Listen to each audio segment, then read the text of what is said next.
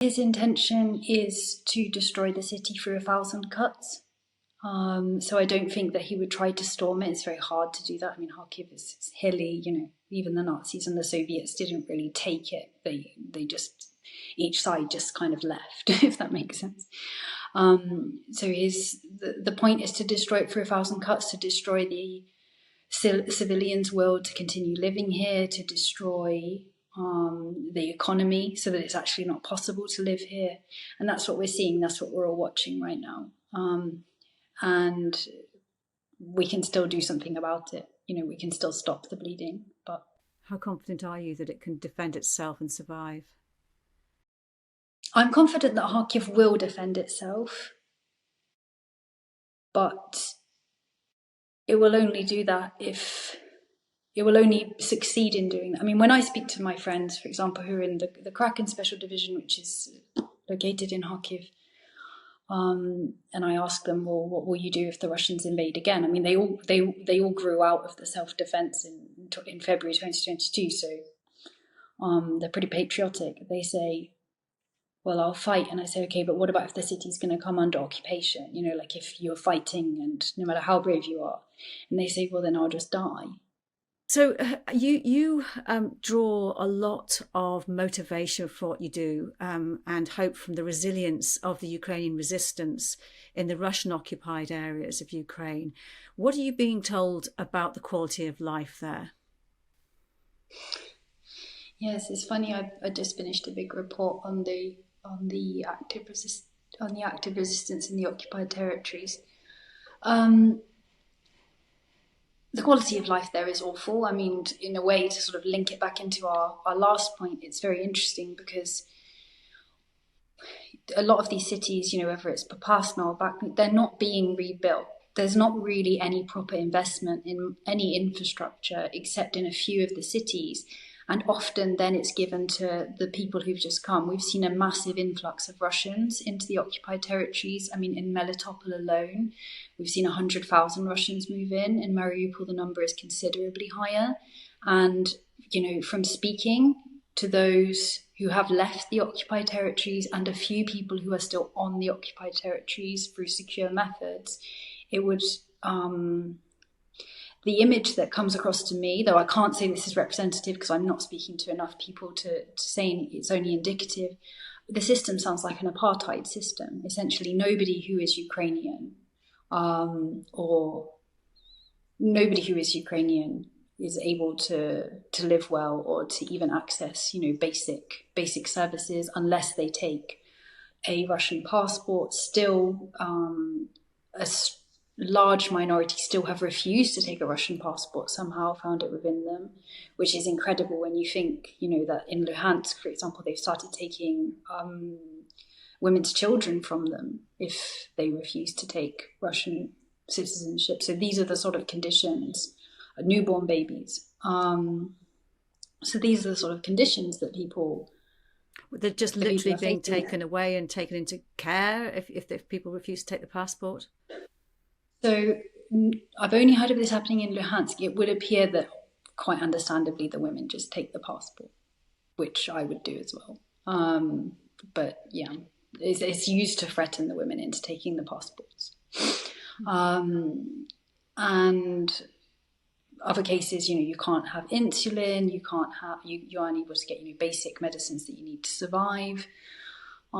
There's an incredible amount of information about what's happening in the occupied territories, particularly on the National Resistance Centre of Ukraine. It has a website in English if people are interested, because the whole place is essentially being turned into a militarized base.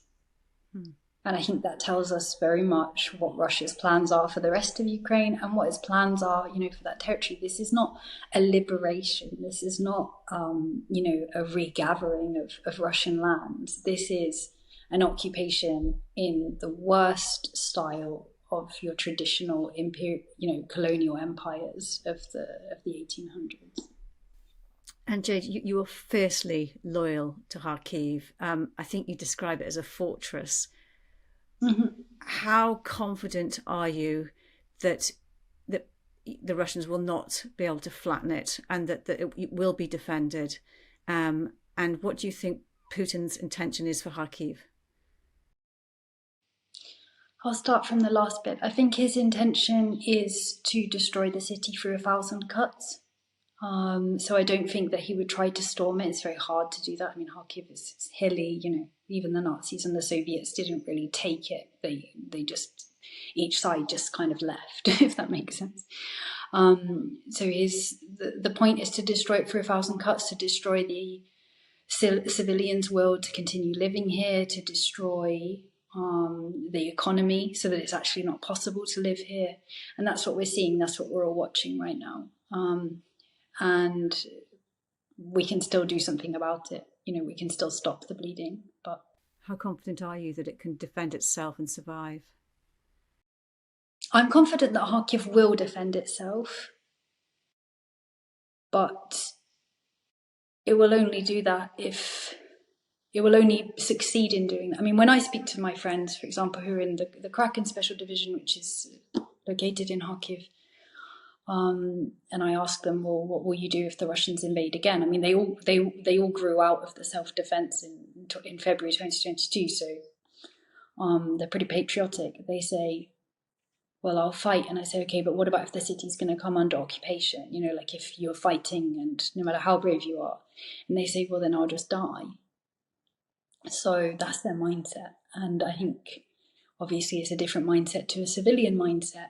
But at the same point, I think it says a lot about how ready Kharkiv is to fight the Russians and how much they will just refuse to give over. Because people know what's happening in the occupied territories.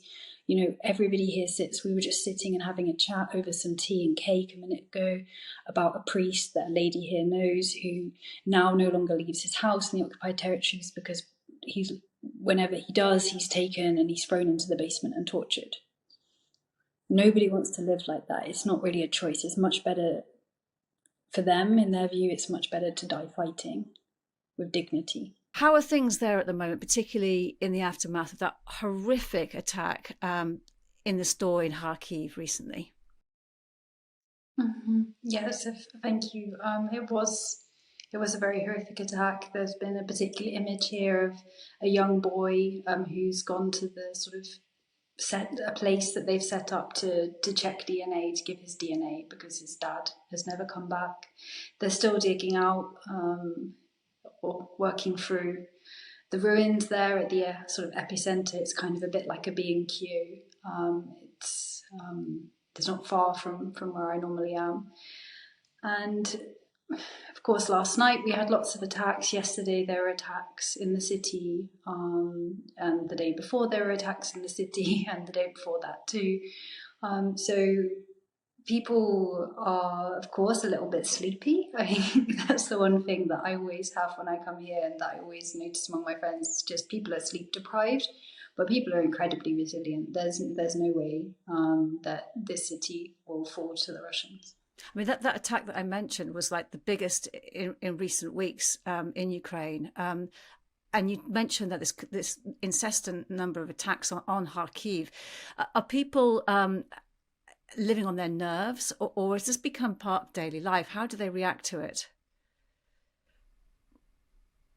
Well, I suppose a little, in a way, you just sort of saw it in real time, because it seems like something was just flying overhead and you kind of just wait. And right now, we had an alarm go off not that long ago.